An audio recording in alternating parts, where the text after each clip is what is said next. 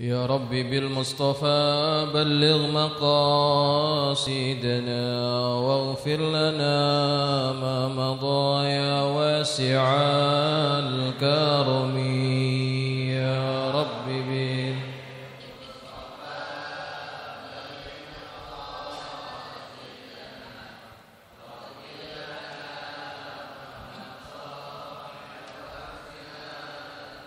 يا ربي هيئ لنا من أمرنا راشدا واجعل معونتك الحسنى لنا مددا يا ربي بلغ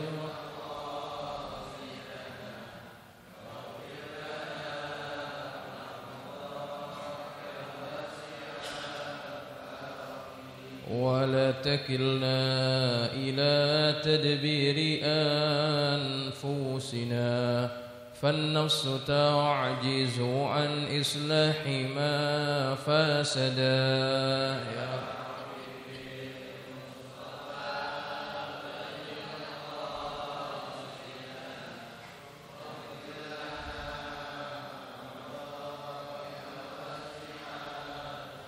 أنت الكريم وقد جهزت يا أملي إلى أيادك وجها سائلا ويدا يا رب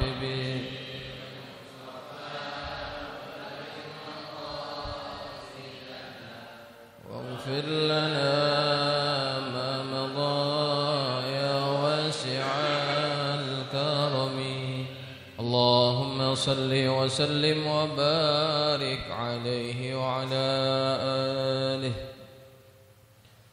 الفاتحة إلى حضرة النبي المصطفى محمد صلى الله عليه وسلم وآله وأصحابه وذريته، ثم إلى روح مؤلف هذا الكتاب الشيخ نووي بن عمر الشيخ ثم إلى روح مؤلف هذا الكتاب الإمام النووي بأن الله ينفعنا بأسراره وأنواره وعلومه ونفحاته في الدين والدنيا والآخرة. وثم إلى أرواح مشايخنا ومعلمينا وأساتذتنا الحبيب عبد الرحمن بن أحمد السقاف، وثم إلى لك محمد الشافعي هذامي، وثم إلى ولولك وسم رزقي، وثم إلى لك سيف الدين أنصير، وثم إلى روحي الحبيب علي بن عبد الرحمن السقاف، ثم إلى روحي يجي أحمد شريف الدين عبد الغاني بأن الله يتغشاهم بالرحمة والمغفرة، وأن يعيد علينا من بركاتهم وأسرارهم وعلومهم ونفحاتهم في الدين والدنيا والآخرة، وعلانية الله يفتح علينا فتوح العارفين ويفقهنا وإياكم في الدين ويرزقنا كمال الإخلاص واليقين. وإلى حضرة النبي المصطفى محمد صلى الله عليه وسلم. الفاتحة. أعوذ بالله من الشيطان الرجيم. بسم الله الرحمن الرحيم. الحمد لله رب العالمين الرحمن الرحيم مالك يوم الدين إياك نعبد وإياك نستعين اهدنا الصراط المستقيم صراط الذين أنعمت عليهم غير المغضوب عليهم ولا الضالين آمين. السلام عليكم ورحمة الله وبركاته. الحمد لله رب العالمين وبه نستعين على أمور الدنيا والدين، والصلاة والسلام على أشرف المرسلين سيدنا مولانا محمد وعلى آله وأصحابه أجمعين. سبحانك لا علم لنا إلا ما علمتنا إنك أنت العليم الحكيم. رب اشرح لي صدري ويسر لي أمري واحلل عقدة من لساني يفقه قولي. أما بعد، فإن أصدق الحديث كتاب الله تعالى، وخير الهدي هدي محمد صلى الله عليه وسلم، وشر الأمور محدثاتها، وكل محدثة بدعة، وكل بدعة ضلالة، وكل ضلالة في النار. Hadirin jamaah sekalian yang dirahmati Allah, alhamdulillah malam hari ini kita dapat hadir duduk di majelis ilmu setelah kita tutup sementara ta'lim kita Maka pada malam hari ini kita akan mulai kembali, kita akan meneruskan pengajian kitab Hadis Arba'in An-Nawawiyah, yang kita berharap mudah-mudahan apa yang kita pelajari ini menjadi ilmu yang bermanfaat bagi kita sekalian. Dan semoga dengan kita mempelajari apa yang disabdakan oleh Nabi, kita tergolong umatnya yang berusaha mengikuti jejak langkah yang dibawa oleh baginda Rasulullah SAW, yang pada akhirnya kita diakui sebagai umat dan juga kita akan diberikan syafaat daripada baginda Rasulullah SAW. Amin Allahumma amin. Jamaah sekalian yang dirahmati Allah, pada malam hari ini kita akan sambung pengajian kita. Kita masuk pada hadis yang ke-24 daripada kitab Hadis Arba'in Nawawi, yaitu di bawah judul larangan berbuat zalim. Sebetulnya banyak kandungan isi hadis ini, namun yang menjadi tema utama adalah larangan berbuat zalim. Seperti biasa kita akan membacakan hadisnya, mengambil barakah dengan kalam Nabi kita Muhammad sallallahu alaihi wasallam. Bismillahirrahmanirrahim. Qala al-musannif rahimahullahu taala wa ghafara lahu wa liwalidayhi wa nafa'ana bi ulumihi fid dharain amin. Qala radhiyallahu ankum عن أبي ذر الغفاري رضي الله عنه عن النبي صلى الله عليه وسلم فيما يرويه عن ربه عز وجل أنه قال يا عبادي إني حرمت الظلم على نفسي وجعلته بينكم محرما فلا تظالموا يا عبادي كلكم ضال إلا من هديته فاستهدوني أهدكم يا عبادي كلكم جائع إلا من أطعمته فاستطعموني أطعمكم يا عبادي كلكم عار إلا من كسوته فاستكسوني أكسكم يا عبادي إنكم تخطئون بالليل والنهار وأنا أغفر الذنوب جميعا فاستغفروني أغفر لكم يا عبادي إنكم لن تبلغوا ضري فتضروني ولن تبلغوا نفعي فتنفعوني يا عبادي لو أن أولكم وآخركم وإنسكم وجنكم كانوا على أتقى قلب رجل واحد منكم ما زاد ذلك في ملكي شيئا يا عبادي لو أن أولكم وآخركم وإنسكم وجنكم كانوا على أفجار قلب رجل واحد منكم ما نقص ذلك من ملكي شيئا يا عبادي لو أن أولكم وآخركم وإنسكم وجنكم قاموا في صعيد واحد فسألوني فأعطيت كل واحد مسألته ما نقص ذلك مما عندي إلا كما ينقص المخيط إذا أدخل البحر يا عبادي إنما هي أعمالكم أحصيها لكم ثم أوفيكم إياها فمن وجد خيرا فليحمد الله ومن وجد غير ذلك فلا يلومن إلا نفسه رواه مسلم. Hadis ini diriwayatkan oleh Sayyidina Abu Dzar Al-Ghifari. Sahabat ini sudah kita pernah jelaskan tentang biografinya pada hadis yang ke-18. Jadi kita tidak akan ulangi lagi. Kita akan masuk kepada matan hadisnya. Daripada Rasulullah SAW tentang apa yang beliau riwayatkan dari Allah Azza wa Jalla, bahwa dia berfirman. Nah, daripada lafaz perkataan ini kita dapat mengetahui bahwa hadis ini adalah hadis qudsi. Hadis ini adalah hadis qudsi. Apa artinya hadis qudsi? Ada sedikit perbedaan antara hadis qudsi dengan hadis nabawi. Hadis nabawi adalah perkataan Nabi kita Muhammad SAW secara mutlak. Sedangkan hadis qudsi adalah wahyu daripada Allah kepada Nabi kita Muhammad SAW yang lafaznya menggunakan lafaz dari baginda Rasulullah. Maknanya daripada Allah. Maknanya dari Allah tapi lafaznya dari Nabi. Itu perbedaannya. Jadi hadis qudsi itu adalah firman Allah. Lalu apa bedanya hadis qudsi dengan Quran? Dua-duanya sama-sama firman Allah, wahyu daripada Allah.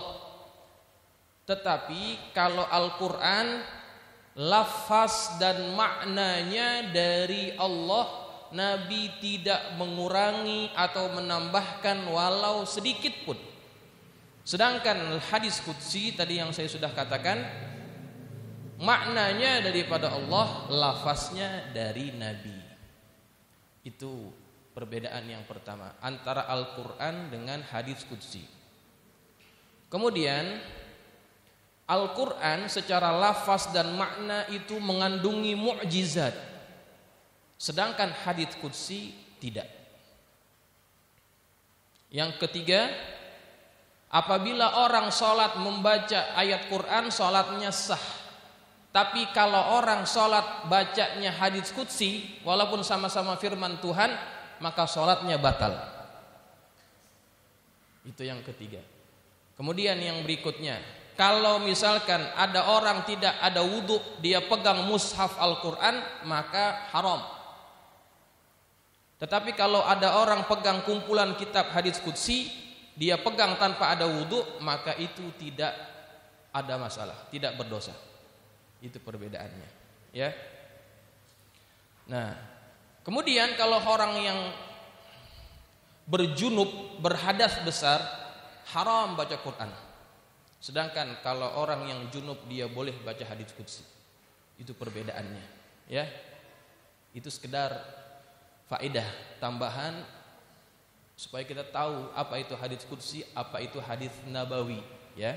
Nah, yang kebetulan kita baca ini adalah hadis qudsi, ya, qudsi. Baik. Apa yang diriwayatkan oleh Nabi daripada Allah Subhanahu wa taala? Kata Allah Subhanahu wa taala, "Ya ibadi kullukum ya ibadi inni haramtu zulma ala nafsi wa ja'altuhu bainakum muharraman fala tazalamu." Wahai hamba-hambaku, sesungguhnya aku mengharamkan kezaliman atas diriku sendiri dan aku mengharamkannya atas kalian, maka janganlah kalian saling menzalimi. Ini yang pertama, ya. Allah mengharamkan perbuatan zalim atas dirinya sendiri, maka Allah melarang kita untuk saling berbuat zalim. Sekarang kita ingin membahas apa sebetulnya itu zalim. Zalim secara bahasa adalah wad'u syai'i fi ghairi mahallihi, meletakkan sesuatu bukan pada tempatnya. Itu namanya zalim. Meletakkan sesuatu bukan pada tempatnya. Secara bahasa, lawan kata daripada zalim adalah adil. Adil meletakkan sesuatu pada tempatnya. Nah, perbuatan zalim ini ada beberapa kategori. Yang pertama, zalim kepada Allah. Ini dianggap sebagai kezaliman yang paling besar. Kata Allah Subhanahu wa taala dalam Quran, "Innasyirka la zulmun azim." Sesungguhnya kesyirikan itu adalah kezaliman yang paling besar. Kenapa syirik dianggap sebagai perbuatan zalim? Karena ketika orang mensyirikkan Tuhan, mensyirikkan Allah, berarti dia sudah meletakkan sesuatu yang tidak patut untuk dia jadikan sebagai sesembahan. Seharusnya yang dia sembah adalah Allah, tetapi dia menjadikan Tuhan lain sebagai sesembahannya. Maka perbuatan itu adalah perbuatan zalim dan dianggap kezaliman yang paling besar. Tidak ada yang mengalahkannya. Tetapi apabila seseorang itu melakukan kezaliman kepada Allah, mudah Allah mengampuninya. Cukup dia bertaubat dengan taubat yang sungguh-sungguh, maka Allah akan mengampuni dosa orang tersebut. Innallaha yaghfirudz dzunuba jami'a. Allah itu mengampuni segala dosa. Segala jenis dosa Allah akan ampuni selama orang tersebut memang bersungguh-sungguh bertaubat daripada dosanya. Mudah kalau kita berbuat zalim kepada Allah. Nah, yang kedua, kezaliman yang berikutnya adalah kezaliman terhadap makhluk-makhluk Allah. Kezaliman terhadap makhluk Allah, baik itu manusia ataupun selainnya. Nah, ini yang dimaksudkan oleh hadis ini. Fala tazalamu, janganlah kalian saling menzolimi. Allah dia mengharamkan zolim pada dirinya sendiri. Allah mustahil berbuat zolim. Wa mallahu bizallamin lil abid. Allah tidak mungkin zalim kepada hambanya. Ya. Allah tidak mungkin zalim kepada hambanya. Seandainya ada makhluk Allah, ada hamba Allah yang dia sudah taat kepada Allah, boleh tidak Allah memasukkan dia ke dalam neraka? Boleh tidak? Boleh? Boleh. Ada orang yang ahli maksiat, kemudian Allah masukkan dia ke dalam surga, boleh atau tidak? Boleh. Zalim tidak? Hah? Kalau ada hamba Allah yang taat, kemudian Allah masukkan dia ke dalam neraka, itu tidak dikategorikan sebagai kezaliman. Kenapa? Yang namanya zalim adalah meletakkan sesuatu yang bukan pada tempatnya. Manusia itu siapa yang punya? Allah. Allah yang cipta. Dia yang memiliki kita. Kalau Allah sebagai pemilik hambanya ingin mencampakkan hambanya itu kemana saja, itu terserah kepada Allah. Ya, kita harus paham. Tetapi kalau kita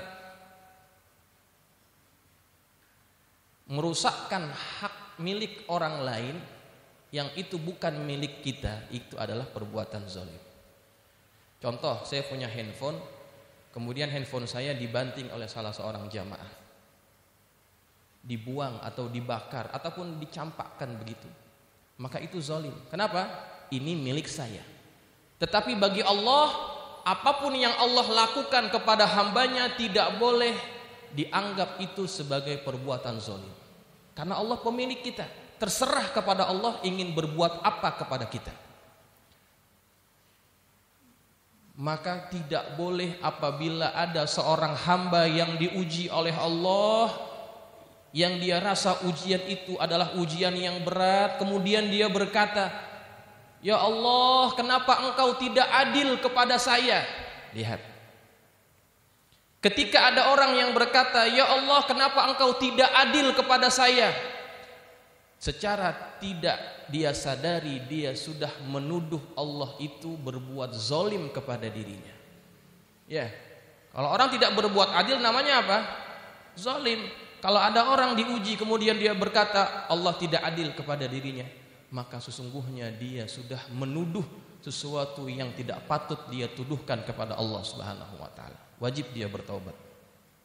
Kita hamba tidak ada pilihan melainkan hanya menerima dan menjalankan ketentuan daripada Allah. Terima. Gitu. Tetapi Allah tidak akan menyia-nyiakan perbuatan baik daripada hambanya. Allah akan menilai semuanya. Sekecil apapun amal kita, Allah akan hitung.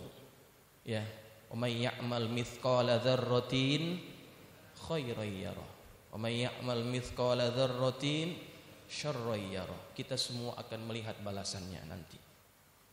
Nah, kemudian jamaah sekalian, tadi yang kedua adalah perbuatan zalim kepada sesama manusia. Ini yang harus kita hindari.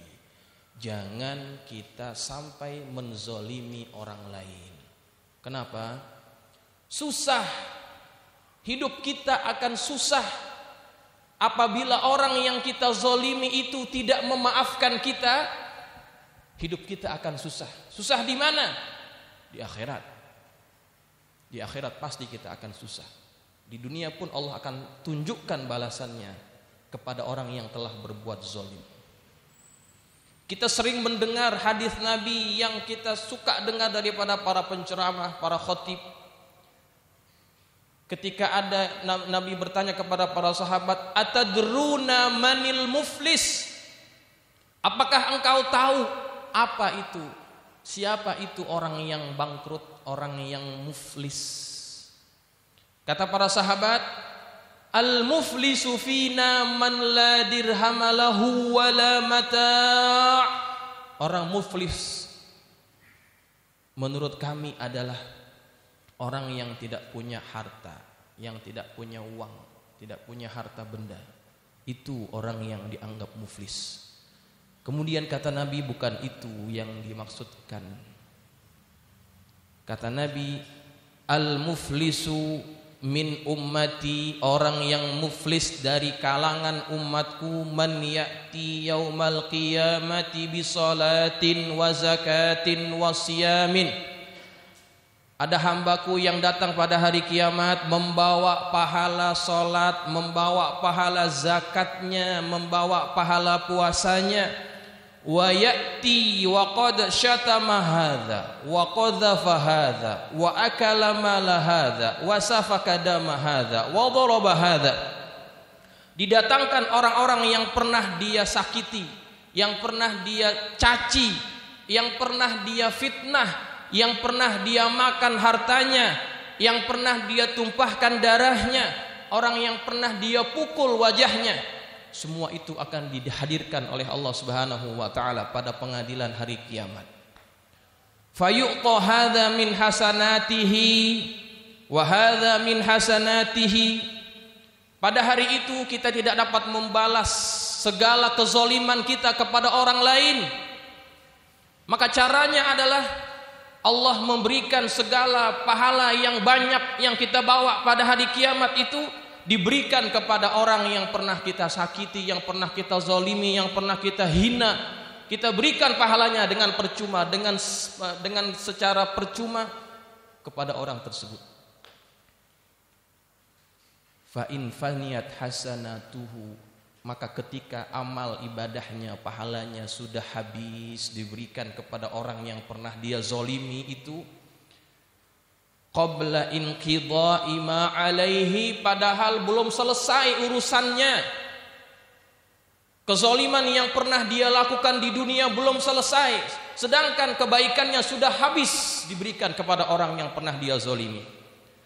Ukhidha min khotoyahum faturihat alaih, maka dosa orang-orang yang pernah dia zalimi diambil, diletakkan kepadanya, diberikan kepadanya.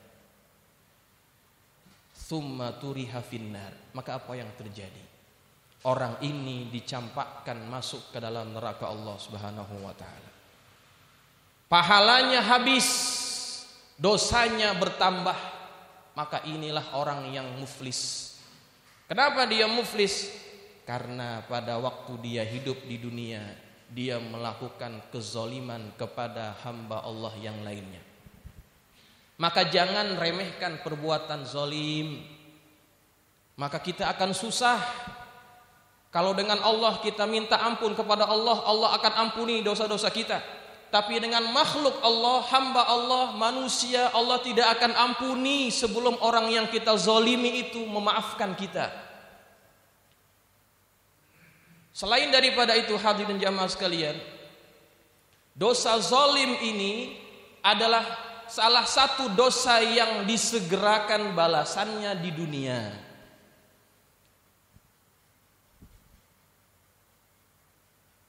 Babani muajjalani fid dunya, dua pintu dosa yang akan disegerakan balasannya di dunia.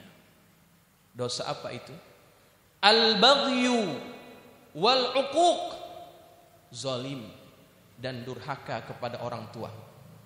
Dua dosa ini apabila dilakukan oleh seorang hamba, sebelum dia mati Allah tunjukkan balasannya di dunia.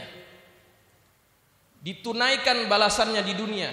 Apakah kalau sudah diberikan balasannya di dunia, kemudian di akhirat kemudian dia terlepas daripada siksa? Tidak. Di dunia dibalas, di akhirat dibalas lagi. Rugi ketika orang berbuat zalim kepada hamba Allah yang lainnya. Dalam satu riwayat, Nabi Musa alaihi salam, beliau meminta kepada Allah, ya Allah, tunjukkan kepadaku bagaimana engkau berbuat adil kepada hamba-hambamu. Kemudian Nabi Musa alaihi salam disuruh oleh Allah, kamu pergi ke satu tempat, kamu sembunyi, lihat apa yang akan terjadi di tempat itu. Maka kemudian Nabi Musa pergi ke tempat tersebut, dia sembunyi. Dia tunggu apa yang terjadi pada tempat itu. Di situ ada satu perigi, satu sumber mata air. Datanglah seseorang yang mengambil air daripada tempat itu, dia minum, kemudian dia terjatuh kantong yang berisi duitnya. Kemudian dia pergi meninggalkan tempat tersebut, menaiki kudanya. Ya. Tidak lama kemudian datang anak kecil. Datang anak kecil ke tempat itu. Dia lihat ada kantong, dia buka, ada duit.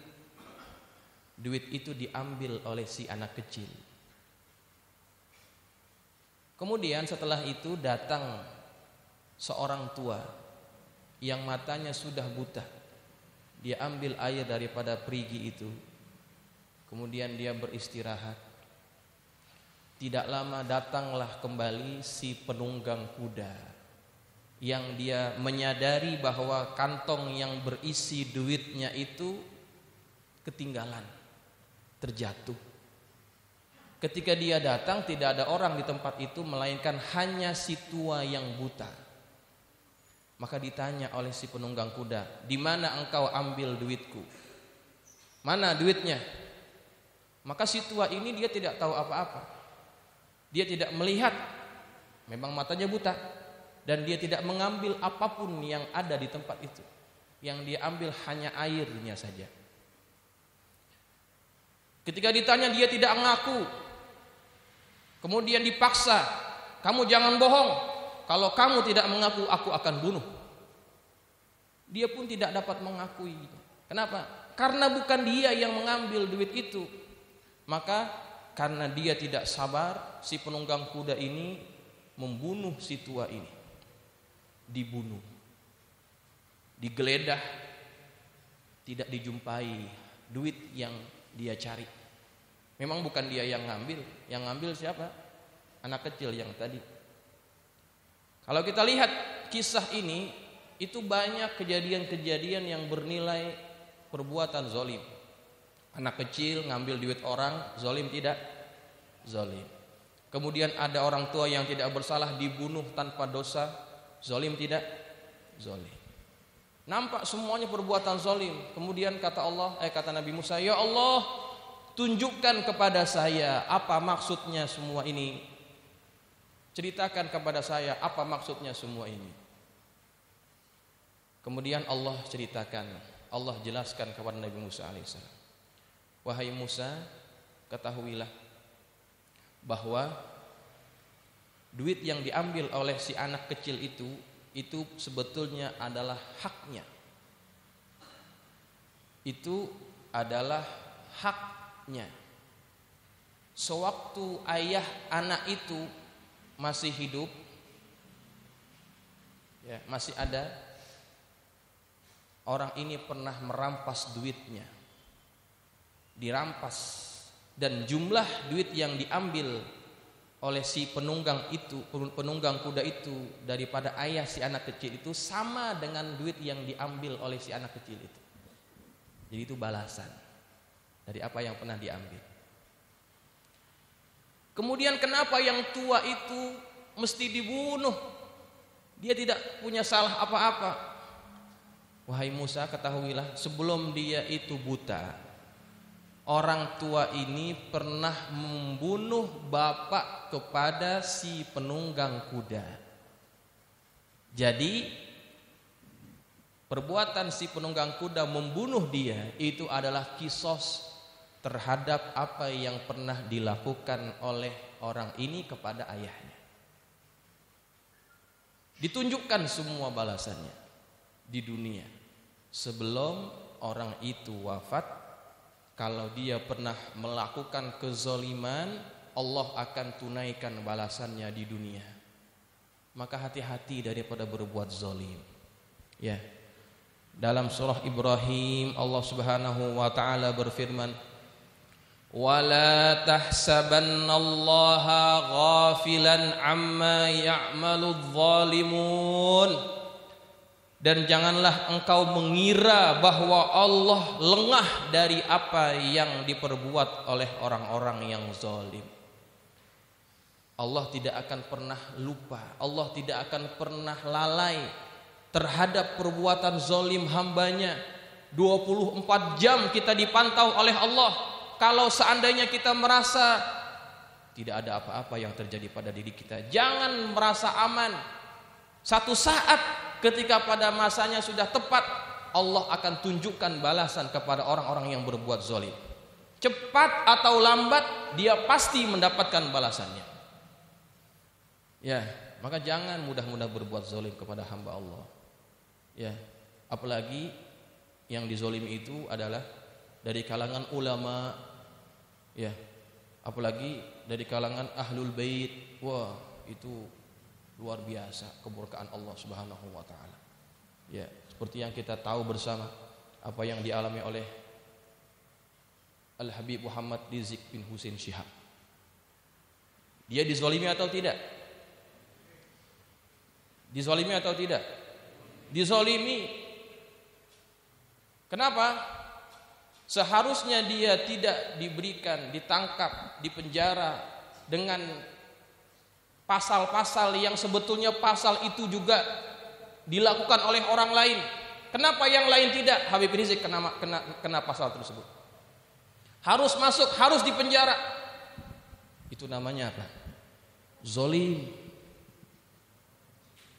Jangan merasa ketika orang punya kekuasaan kemudian dia dapat melakukan apa saja.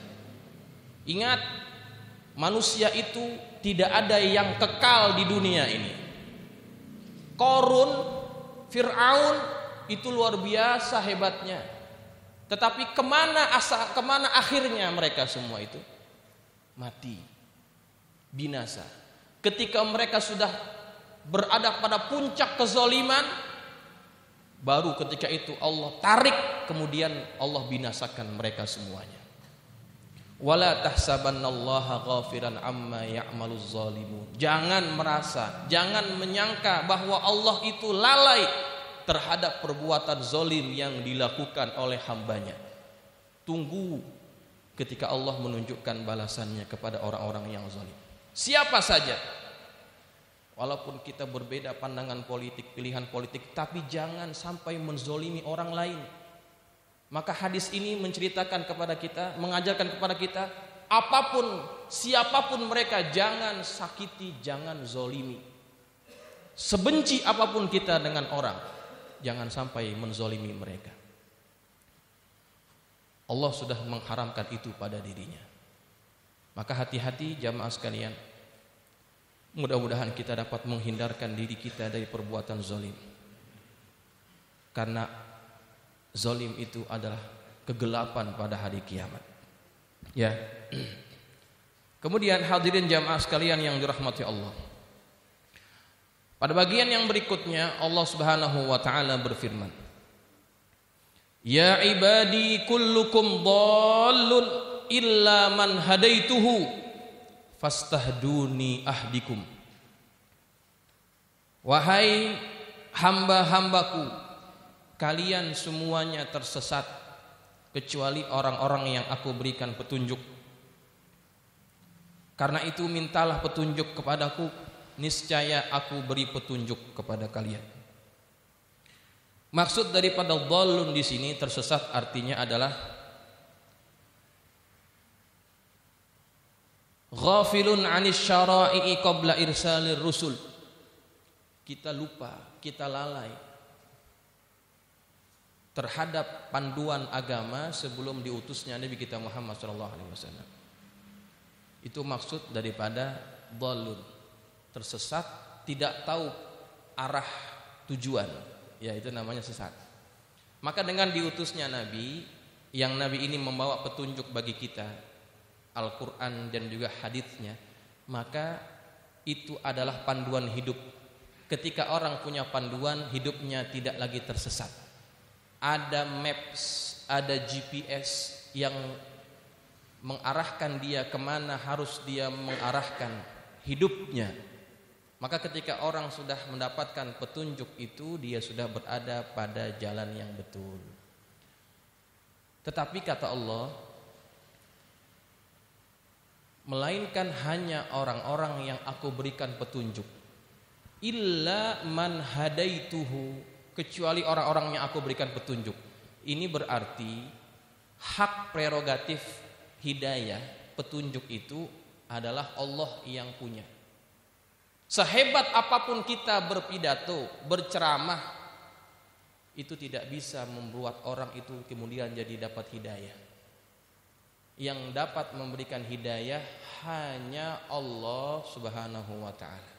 Hatta Nabi kita Muhammad SAW tidak dapat memberikan hidayah kepada orang-orang yang dia cintai. Ya.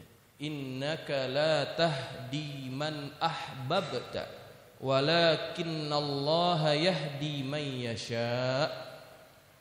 Engkau tidak dapat memberikan hidayah kepada orang-orang yang engkau cintai, tetapi Allah lah yang memberikan hidayah kepada orang-orang yang dia kehendaki. Ketika kita sudah merasakan nikmat iman, ini berarti kita sudah dipilih oleh Allah untuk mendapatkan hidayah iman. Ini perlu kita syukuri hadirin jamaah sekalian. Mahal nikmat iman ini. Orang-orang di luar sana yang belum beragama Islam, mereka masih dalam keadaan tersesat, mencari jalan keselamatan dalam hidup mereka. Kita sudah diberikan hidayah itu.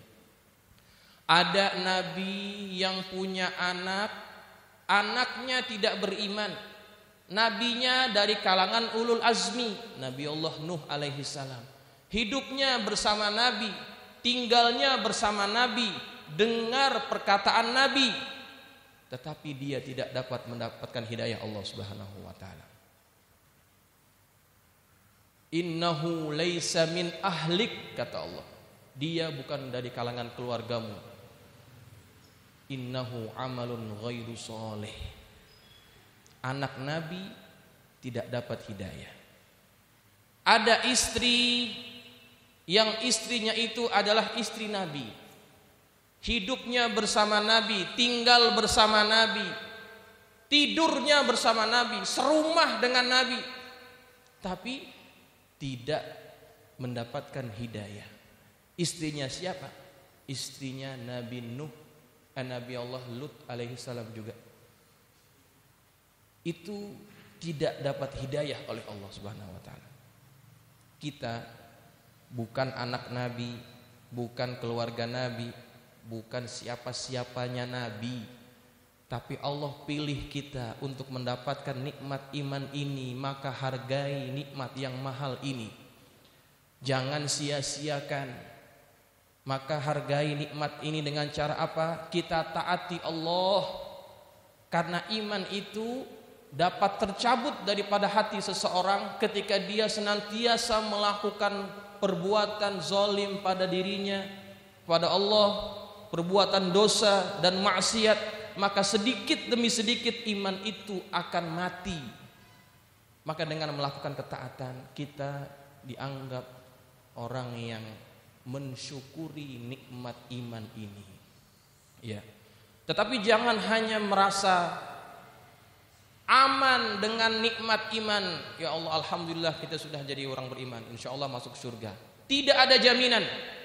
Tidak ada jaminan kita mati dalam keadaan membawa iman. Ya. Tidak ada jaminan. Makanya dalam hadis ini kita disuruh oleh Allah Subhanahu wa taala, fastahduni, minta hidayah terus kepada aku. Ahdikum, maka aku akan memberikan hidayah kepada kalian. Walaupun kita sudah dalam keadaan beriman kepada Allah, hidayah harus tetap kita minta. Dan kita melakukan itu apabila kita sholat. Ketika orang sholat kita minta hidayah. Pada ayat apa kita baca? Kita baca pada ayat yang berbunyi ihdinas siratal mustaqim. Ihdinas siratal mustaqim adalah ayat yang berisi permohonan kita kepada Allah supaya Allah senantiasa memberikan hidayahnya kepada kita. Maka kalau orang yang senantiasa sholat, insya Allah matinya mati husnul khotimah. Tapi kalau dia tinggalkan sholat, tidak ada jaminan. Kalau dia sholat, selama dia sholat, dia akan senantiasa diberikan hidayah oleh Allah Subhanahu wa taala. Saya pernah dulu jelaskan makna ihdina ini. Ya. Ihdina kalau tidak diikuti oleh perkataan ila setelahnya, itu artinya bukan tunjuki. Ya. Dalam ayat itu Allah Subhanahu wa taala berfirman ihdinas siratal mustaqim, tidak ada perkataan ila. Maka artinya bukan tunjukilah kami jalan yang lurus. Yang lebih tepat adalah bimbinglah kami ke jalan yang lurus. Ada makna yang berbeda antara tunjuki dengan bimbing. Kalau ditunjuki ada kemungkinan sesat di jalan, nyasar. Kalau ditunjuki, Pak, kalau mau ke pasar Tebet lewat mana ya? Oh, nih nanti terus ada stasiun Tebet, muter nanti ke kiri, kemudian ke kanan, ke kiri lagi, kanan lagi. Nah, nanti ketemu deh tuh pasarnya. Ada kemungkinan di tengah jalan dia nyasar. Ya. Kenapa? Karena terlalu banyak belok-belokannya. Tetapi yang kita minta pada ayat itu bukan ditunjuki. Kita minta dibimbing. Kalau orang minta dibimbing artinya apa? Pak, kalau kita mau ke pasar Tebet bagaimana caranya? Arahnya ke mana? Ayo dah saya anterin. Dibawa kita. Sampai atau tidak? Kalau dibimbing sampai. Makanya lanjutan ayat itu ghairil maghdubi alaihim waladdallin, bukan orang-orang yang engkau murkai dan bukan golongan orang-orang yang sesat. Siapa itu? Maghdub adalah Yahudi, dhalin adalah Nasrani. Dua kelompok manusia ini mereka dulu pernah diberikan petunjuk. Ya. Orang Yahudi dan Nasrani mereka pernah diberikan petunjuk. Petunjuknya berupa apa? Berupa kitab Allah. Bagi orang-orang Yahudi mereka diberikan Taurat, bagi orang-orang Nasrani mereka diberikan Injil. Petunjuk sudah diberikan kepada mereka, makanya mereka disebut ahlul kitab. Tapi petunjuk yang ada pada mereka bukan malah membuat mereka betul, bukan mereka jadi orang yang taat kepada Allah. Dengan hidayah yang mereka sudah dapatkan, mereka malah tersesat. Maka kita minta supaya Allah jangan jadikan kita seperti mereka. Maka dari itu kita minta dibimbing betul-betul. Ya, ketika Allah sudah bimbing kita, insya Allah sampai pada tujuannya. Shiratal mustaqim artinya adalah agama Islam, ya, agama yang betul. Semoga kita diberikan senantiasa taufik oleh Allah untuk selalu menjadi orang-orang yang beribadah, bersolat kepada Allah, dan Allah matikan kita dalam keadaan husnul khatimah. Amin, Allahumma amin. Saya kira demikian dulu kajian hadis kita pada malam hari ini. Kita akan sambung pada minggu yang akan datang. Kalau yang ingin bertanya dipersilakan kalau ada.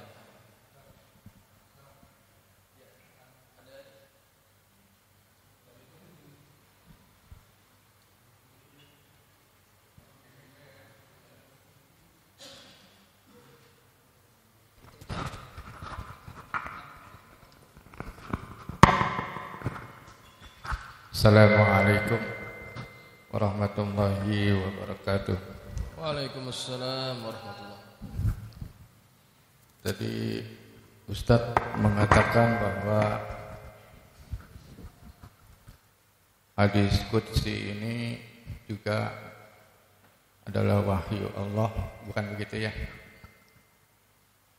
Dan Al-Quran juga wahyu Allah. Dan yang kita ketahui bahwa Al-Quran itu kan diturunkan, wahyu Allah itu diturunkan kepada Nabi Muhammad ini melalui perantara Jibril. Nah, kalau hadis qudsi ini dengan cara apa sehingga Rasulullah SAW ini bisa menuliskan hadis qudsi ini, dan kronologisnya, atau kita tahu bahwa di Al-Quran kan ada asbabun nuzulnya gitu. Nah, yang saya pengen tanyakan itu bagaimana Rasulullah ini sehingga bisa menuliskan hadis qudsi ini. Saya kira begitu. Terima kasih. Assalamualaikum warahmatullahi wabarakatuh.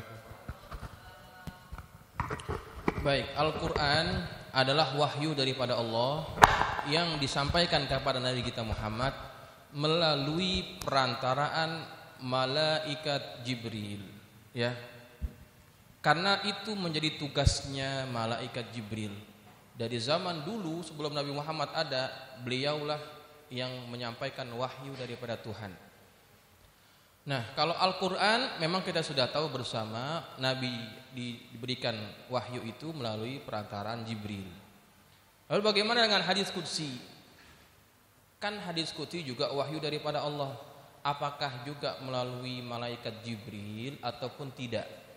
Hadis qudsi karena dia adalah wahyu daripada Allah, maka dia juga diturunkan kepada Nabi melalui malaikat Jibril.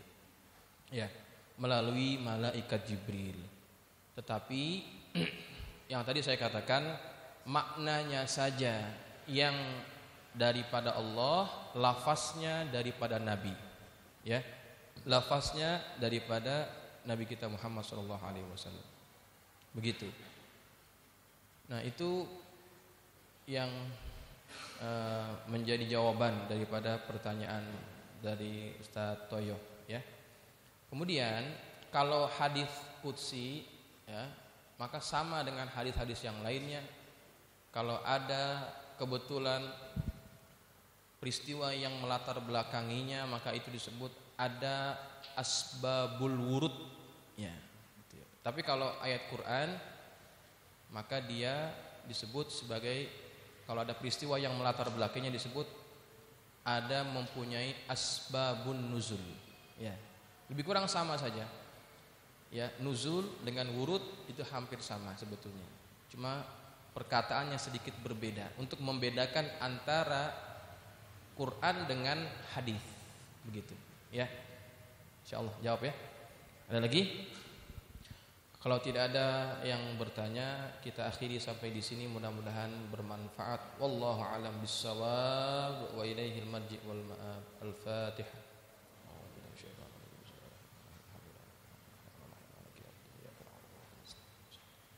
Shiratal ladzina an'amta 'alaihim ghairil maghdubi 'alaihim. Bismillahirrahmanirrahim. Alhamdulillahi rabbil alamin, wassalatu wassalamu ala asyrafil mursalin sayyidina maulana Muhammadin wa ala alihi wa ashabihi ajma'in. Allahumma anfa'na bima 'allamtana wa 'allimna ma yanfa'una. Allahumma zidna wa la tankusna wa akrimna wa la tuhinna wa atina wa la tahrimna wa athirna wa la tu'thir 'alaina wa 'ardina warda 'anna. اللهم إنا نسألك بحق فاطمة وأبيها وبعلها بنيه افتح علينا وعلى أولادنا وتلاميذنا فتوح العارفين وفقهنا وإياكم في الدين وارزقنا كمال الإخلاص واليقين. اللهم ارزقنا فهم النبيين وحفظ المرسلين وإلهام الملائكة المقربين برحمتك يا أرحم الراحمين. اللهم اجعلنا من الذين يستمعون القول فيتبعون أحسنه. صلى الله على سيدنا محمد وعلى آله وصحبه وسلم. الحمد لله رب العالمين. Subhanakallah wa bihamdika asyhadu an la ilaha illa anta astaghfiruka wa atubu ilaik. Assalamualaikum warahmatullahi wabarakatuh.